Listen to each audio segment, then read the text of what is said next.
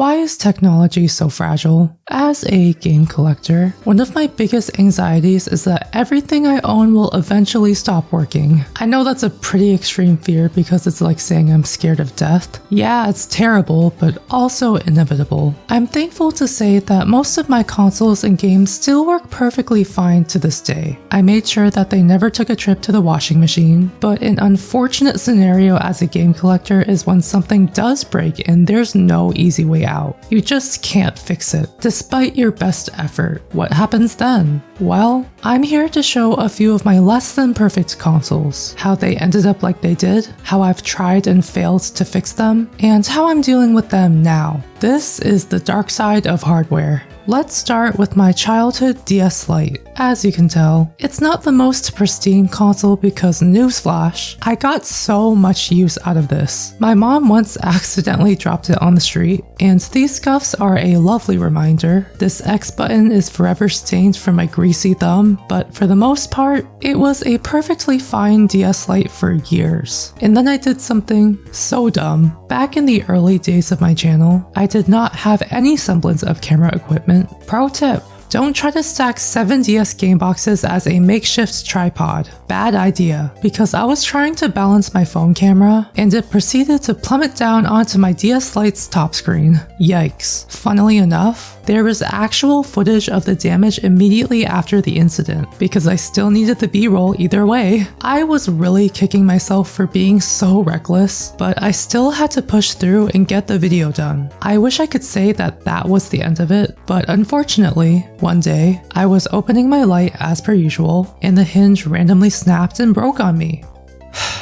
You know that moment when something breaks, and you're in like 3 seconds of denial, reversing your steps, pretending like it didn't actually break? Yeah, that was me. It was so sudden. How did it even happen? And that was the moment I knew. This poor console had been through too much. This was also way past the time that I could send it to Nintendo for repair. So I just had to sit and look at one of my first handhelds in such a tragic state after all those years. I kinda tucked it away because I didn't want to look at my mistakes. Out of sight, out of mind, as they say. But what about when you inherit hand-me-downs that were hand-me-downs for a reason? Cause they're already faulty? Well, you start to have some real wacky systems on your hands. Starting with the least offensive, my cousin's DSi. I'm pretty sure this console was collecting dust in his old bedroom for at least 10 years, but thankfully I was able to inherit this one for free. You can really tell its age based on the very dated sticker that I refuse to take off. It's the perfect time capsule. Miraculously, it still turns on, but it's a little worse for wear. The LNR button stopped working, which usually isn't a problem. I've fixed shoulder buttons before. They usually just need a little isopropyl alcohol and they're good to go. Except, annoyingly, some screws were stripped. And if you know anything about stripped screws, they're basically too far gone. Yes, I tried the rubber band trick. I tried the screw extractors. Nothing worked. So I can't even open the DSi to fix anything. I don't know who decided to use the wrong screwdriver, but they really should have stopped at the first screw. Before I had my new 3DS, I was rocking with the original 3DS for the longest time, and unfortunately, I am a Pokemon fan that wants everything, aka trading Pokemon with myself. Luckily, my friend had an extra 2DS that he didn't need anymore, and was willing to give it to me for a sweet deal, but that was for a good reason, because the volume slider was jammed and stuck at max volume, and the screws were stripped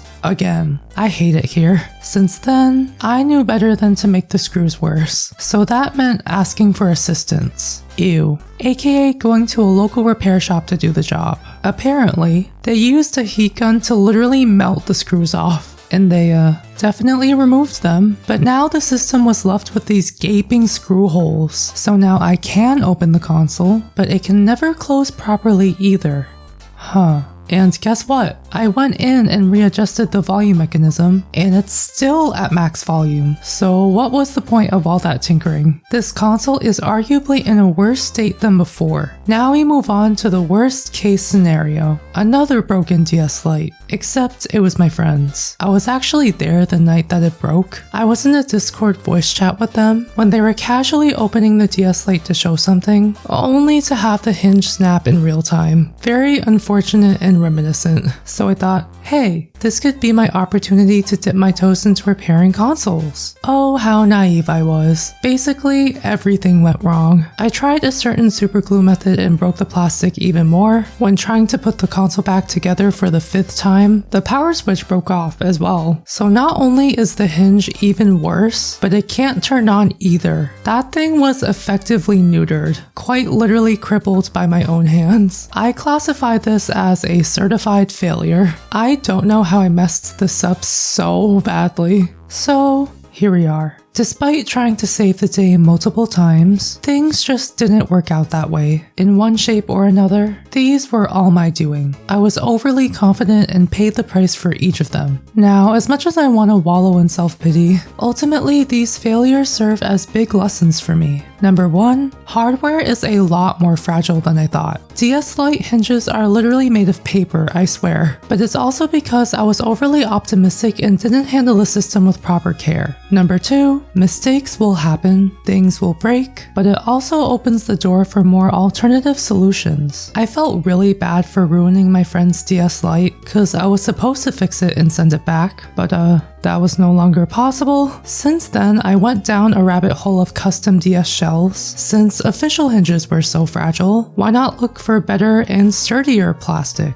And after some research, the passionate DS community did just that. This could very well be a future project, an opportunity for redemption, if you will. While it's still not an easy solution at all, I don't want this bad experience to weigh me down, or else I'll just convince myself that I'm incapable of fixing anything, and then nothing will happen. Number 3, sometimes it's better to accept something for what it is instead of wishing for it to be perfect. As for my friend's 2DS, I basically didn't fix anything. It still defaults to max volume, but at least now I can clunkily adjust it through Homebrew. It's still perfectly playable, as long as I ignore this crevice at the bottom. Thankfully, I didn't completely mess up this console. I couldn't even attempt to open up my cousin's DSi anyway, but I also don't want it to have gaping holes like the 2DS earlier, so as long as I don't need to press the shoulder buttons for anything, this is as functional as it can get. My childhood DS Lite still has a broken hinge and those dead pixels, but hey, it still turns on, the buttons all still work, I can still hatch Pokemon eggs, and to be fair, it wasn't gonna be a case of if, but when the hinge would inevitably snap. Considering how bad I messed up my friend's Lite, is my own really that bad? Do I need to fix it at this moment? Not really. Ever since I dropped my phone on the top screen, I spent years beating myself up over that one mistake, but honestly, it could be worse. The fact that it's still functional is something to be grateful for. If I ever do decide to fix it, whatever happens, happens. There are still millions of other replacements out there, but for now, I'm glad it's still kicking. Even if it's not as perfect as it once was. It's got some history. Every game, every controller, and especially every console has an expiration date. I'm still lucky enough to have dozens of functioning consoles to this day, some that are decades old, and the reality that we all have to face is that one day, all of them will stop working. Failing capacitors, cracked screens, unresponsive buttons, some of them might be your doing, others will just die due to age. As terrible as that sounds, most times, it's not the end of the world. I know that I tend to tie a lot of myself to games because it's a deeply personal hobby to me, so it can feel like losing a loved one when a childhood console kicks the bucket, but I'm learning that there's still so much out there to enjoy. An end of a console can mean a new beginning for another. So when that day comes in which my childhood DS Lite, with all of its problems, becomes unsalvageable, at least I can rest easy knowing that it was well loved, because my cherished memories of it